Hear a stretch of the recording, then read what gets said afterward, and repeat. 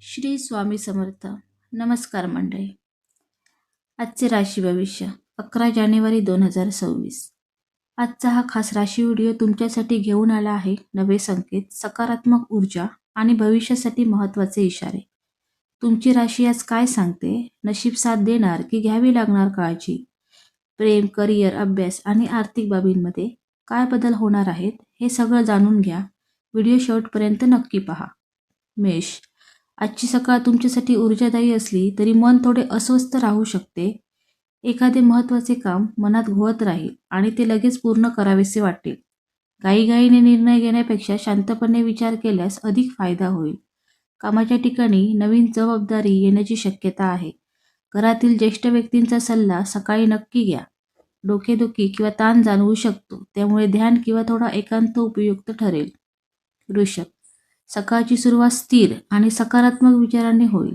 आर्थिक बाबतीत एखादी चांगली बातमी मिळू शकते किंवा रखडलेले पैसे मिळण्याची आशा निर्माण होईल. कामात सातत्य ठेवल्यास वरिष्ठांची दखल घेतली जाईल.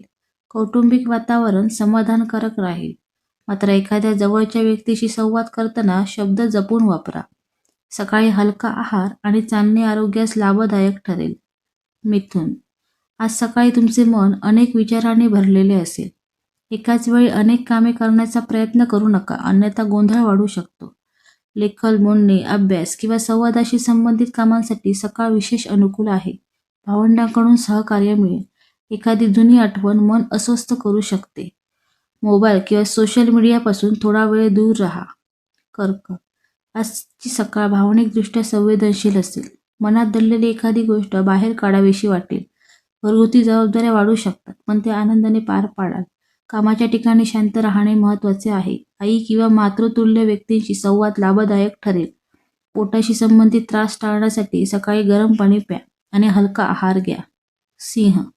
सकाळी आत्मविश्वास भरपूर असेल आणि नेतृत्वगुण दिसून येतील. लोक तुमच्या निर्णयांकडे लक्ष देतील, त्यामुळे जबाबदारीने वागा. कामात नवीन संधी दिसू शकते, पण अहंकार टाळणे आवश्यक आहे. डोळे किंवा रक्तदाबाशी संबंधित तक्रार असू शकते, त्यामुळे ताण कमी ठेवा आणि वेळेवर नाश्ता करा. कन्या. आजची सकाळ नियोजनासाठी अत्यंत योग्य आहे. कामाची यादी तयार करून पुढे गेल्यास दिवस सुरळीत राहील. लहान सहान चुका टाळण्यासाठी एकाग्रता आवश्यक आहे. सहकारी किंवा मित्र तुमच्यावर अवलंबून राहतील.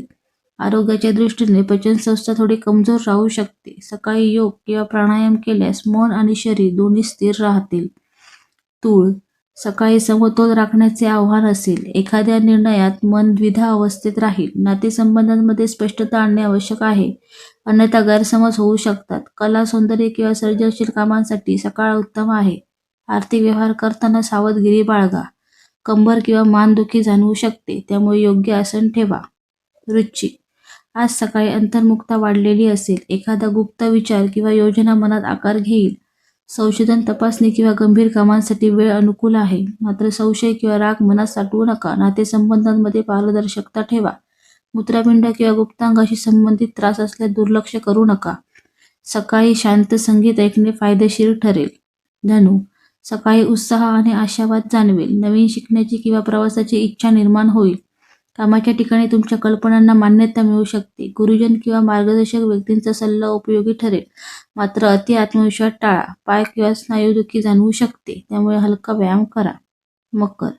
आजची सकाळ जबाबदाऱ्या आणि कर्तव्याने भरलेली असेल. कामात शिस्त आणि संयम ठेवल्यास उत्तम परिणाम मिळतील. वरिष्ठांशी संवाद करताना नम्रता ठेवा.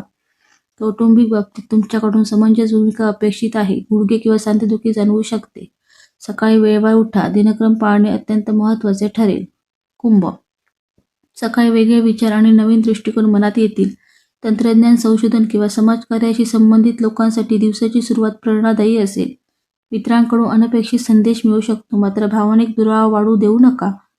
झोप पूर्ण न झाल्यास थकवा जाणवेल, त्यामुळे सकाळी स्वतःला थोडा वेळ द्या. मीन. आज सकाळी कल्पनाशक्ती आणि संवेदनशीलता तीव्र असेल. स्वप्न, अंतःप्रेरणा किंवा आध्यात्मिक विचार तुमचे मार्गदर्शन करतील. कला, संगीत किंवा लेखनासाठी उत्तम वेळ आहे. मात्र वास्तवाकडे दुर्लक्ष करू नका. एखाद्या जवळच्या व्यक्तीची काळजी घ्यावी लागेल. पाय किंवा थकवा जाणवू शकतो, त्यामुळे सकाळी शांतपणे दिवसाची सुरुवात करा. धन्यवाद.